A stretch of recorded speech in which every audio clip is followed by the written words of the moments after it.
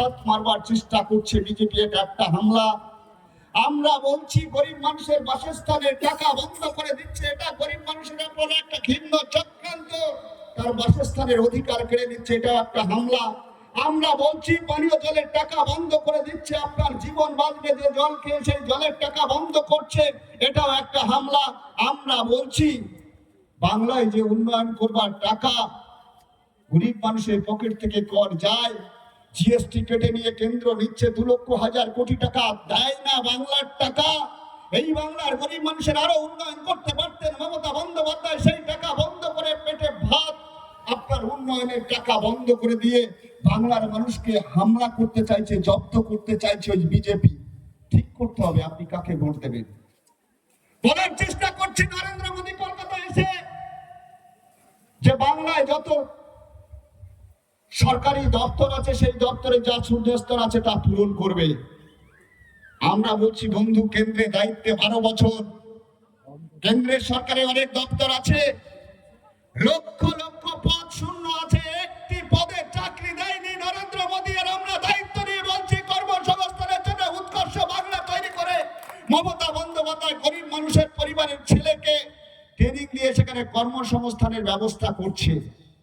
আজকের দিনে দাঁড়িয়ে তাই বাংলার মানুষকে সিদ্ধান্ত নিতে হবে, সেই সিদ্ধান্তের সঙ্গে সন্দেশখালীর মানুষকে সিদ্ধান্ত নিতে হবে, সেই সঙ্গে সন্দেশখালীর বেড়মজুর এক অঞ্চলের মানুষকেও সিদ্ধান্ত নিতে হবে যে আমার ঘরের মেয়ে, আমার বাড়ির মেয়ে, আমার বোনের সম্মান আমরা রক্ষা করতে পারবো কিনা।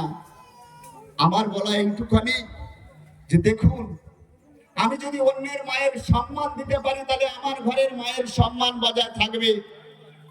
ভারতবর্ষ স্বাধীনতা হওয়ার পর পশ্চিমবাংলা বিধানসভায় যত নির্বাচন হয়েছে সেই নির্বাচনে এই সন্দেশখালী কখনো কখনো এসসি, কখনো কখনো এসটি রিজার্ভেশন সিট হয়েছে।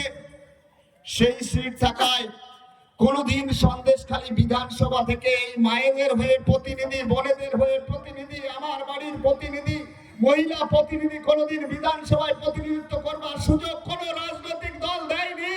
দল দিয়েছে তৃণমূল কংগ্রেস, আপনার ঘরের মেয়েকে প্রার্থী করে তাকে কাজ করবার সুযোগ দিয়েছে। এই সুযোগটাকে গ্রহণ করতে হবে আমার মায়েদের, আমার বোনেদের, আমার পরিবারের মায়েদের। নিশ্চয়ই আপনারা সিদ্ধান্ত নেবেন। আমার ঘরের একটা মা বিধানসভায় গিয়ে সন্দেশখালীর কথা বলবে, বেড়মজুরের কথা বলবে, এইখানকার মানুষের দুঃখ দুর্দশার সাথে থাকবে। নিশ্চয়ই সেই পরিবেশ নেই।